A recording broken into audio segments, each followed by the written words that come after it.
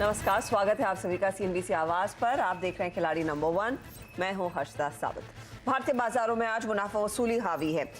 निचले स्तरों पर ही इंडेक्स ट्रेड करता हुआ 140 अंकों के नुकसान पर इस समय 18,146 तक का लो दिखाया था और अब ज्यादा दूर नहीं है उस स्तरों से। 18,170 के आसपास इस समय इंडेक्स ट्रेड कर रहा है। साथ ही अगर आप निफ्टी बैंक का जायजा लेंगे तो वहां पर भी बिकवाली देखने को मिल रही है। निफ्टी बैंक भी इस समय 140 अंकों की गिरावट पर कर रहा है कारोबार। इधर भी आप गौर करें, 42,300 का वर्तमान स्तर, हम 42,202 तक टूटे हैं। आज प्रेशर कायम है। इनफैक्ट पिछले हफ्ते से हमारे कुछ जानकार कह रहे थे कि पोजीशंस अनवाइंड होती हुई दिखाई देंगी और ठीक वही इनफैक्ट इस समय होता हुआ नजर आ रहा है। अब दबाव कहां से बना है? बैंकों में तो बिकवाली है ही। 140 अंकों तक का जो नुकसान देखने को मिला है तो वो क्लियरली दबाव डाल रहा है इंडेक्स पर।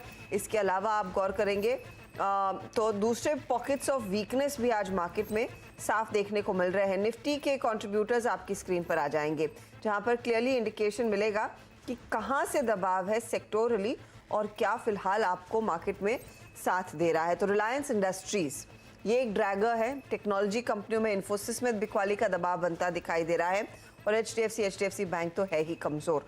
तो ये फिलहाल मार्केट का अब तक का हाल। एस्कॉर्ट से एक स्टॉक है हालांकि, जहां पर मिड टर्म गाइडेंस इन्होंने दिया और वो FY23 तक कह रहे हैं कि रेवेन्यू करीब 2 से 2.5 गुना बढ़ता हुआ दिखाई देगा इस साल की तुलना में। वो एक काउंटर जहां पर हमने देखा है कुछ हरकत ऊपर की तरफ। इनफैक्ट डे हाई पर आ गया है काउंटर 4% ऊपर। खबरें तो खूब हैं जिस पर मार्केट रिएक्ट कर रहा है, लेकिन लार्जली मार्केट का जो अंडरटोन है वो थोड़ा सा नेगेटिव हो गया है। ऐसे में हमारा साथ 3 जानकार दे रहे हैं। हमारे साथ है इस हफ्ते विभोर वार्ष्णे, रत्नेश गोयल और साथ ही साथ प्रदीप होचंदानी। और ये तीनों दरअसल पिछले 3 हफ्तों के विजेता साबित हुए हैं। हालांकि पिछले 3 हफ्तों में मार्केट की चाल बहुत बदली है। अब देखिए, पिछला हफ्ता कंसोलिडेशन वाला हफ्ता था, दबाव वाला हफ्ता था, तो प्रदीप विजेता थे 6% के रिटर्न्स के साथ। उसके पहले 2 हफ्तों में हमने देखा डबल डिजिट के रिटर्न्स बनते दिखाई दिए, क्योंकि अंडरटोन जो था वो बुलिश था। लेकिन इस बदले हुए मिजाज में क्या ट्रेड लिया जाए, खासतौर से जब हम एक्सपायरी के हफ्ते में ये मुकाबला खेल रहे हैं, जानकारों से ही पूछते हैं। आप तीनों का स्वागत है। वो बिकवाली के ट्रेड्स तो इनफैक्ट पिछले 1.5 हफ्ते में आना शुरू हो गए थे, लेकिन ये हफ्ता क्रूशियल है इंडेक्स ट्रेडर्स, निफ्टी ट्रेडर्स के लिए, क्योंकि ये एक्सपायरी वाला हफ्ता है। रत्नेश, शुरुआत आपसे करेंगे। अप्रोच क्या होगी इस तरह के हफ्ते में? गुड मॉर्निंग अक्षता जी, गुड मॉर्निंग एवरीवन और सभी दर्शकों को गुड मॉर्निंग। बाजार में अगर हम निफ्टी फ्यूचर का मैं चार्ट देख रहा हूँ, उसको हम देखें तो एक जो अपवर्ड गैप एरिया बना था उसको बाजार ने फील कर दिया है।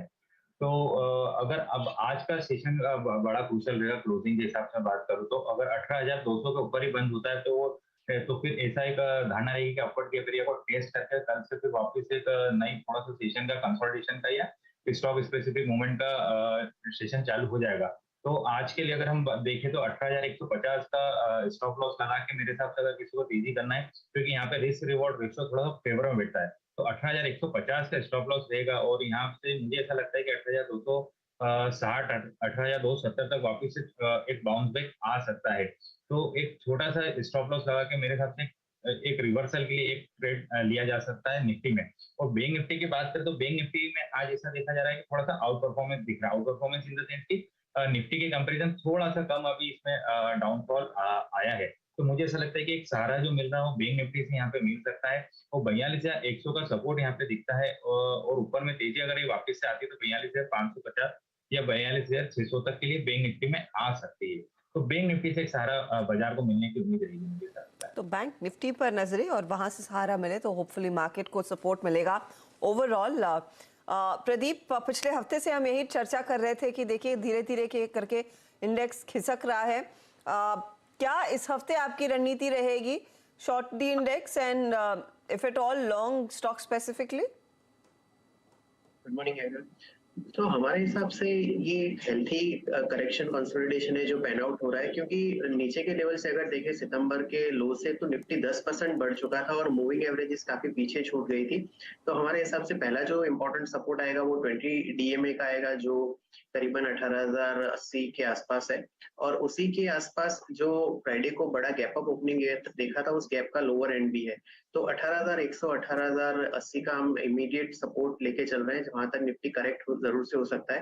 हालांकि बैंक निफ्टी काफी अच्छा सपोर्ट दे रहा है, मतलब ऑन द हायर साइड ये काफी स्ट्रांगली पोजीशनड है, इसने अपने इमीडिएट सपोर्ट लेवल्स तोड़े नहीं है। तो ये भी देखेंगे कि बैंक निफ्टी का सपोर्ट निफ्टी को गिरने से रोक रहा है। तो हमारे हिसाब से बैंक निफ्टी में जो सपोर्ट हम ट्रैक कर रहे हैं वो 42,000 का है। वो जब तक होल्ड कर रहा है तब तक बैंक निफ्टी में काफी स्ट्रेंथ बनी रहेगी।